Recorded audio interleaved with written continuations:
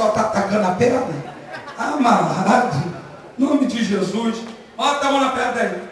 Toda a perna, das mãos e da perna, toda dormência, toda dor, eu te mando pela fé. Saia. Em nome de Jesus, não volte mais. Hã? Foi embora. Tá bem agora? Bem. Bem forte para Jesus. Bem forte. Pessoal.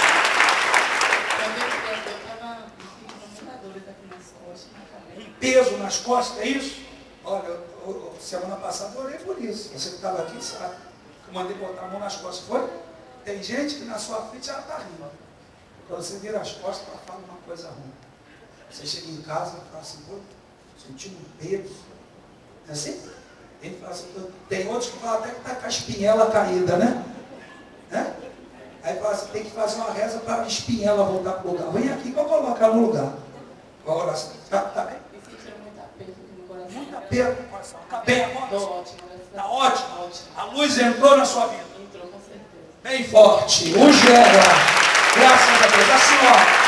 Eu estava com a barriga desde manhã cedo, doendo, incomodando. Toda hora com vontade de ir no banheiro e nada. Uma dor me incomodava. Hoje, a obreira Alane e o obreiro me orou agora, porque apertou a barriga e não estou mais sentindo mais dor. Graças a Deus. Não está doendo mais não? Aperta a barriga aí. Aperta com força. Não dá para não furar. E agora? Estou curada, graças a Deus. Bem forte para Jesus. Hoje é. A senhora. Dor na garganta, ainda está sentindo ou está bem? Estou sentindo ainda. Tá, bota a mão na garganta da dona Maria aí. Ei, sai da garganta dela. Sai da garganta da mulher. Em nome de Jesus eu estou mandando, sai. Sai. A praga que está aí. Sufocando ela.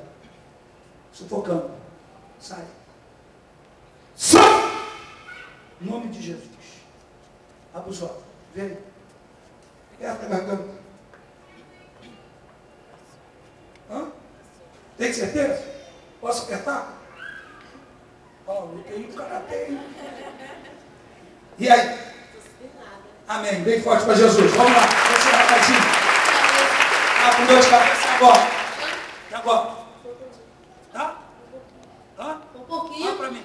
Olha para meus olhos. Dor de cabeça. Você vai sair desse menino agora. Em nome de Jesus. Dor de cabeça do rapaz. Sai desse menino.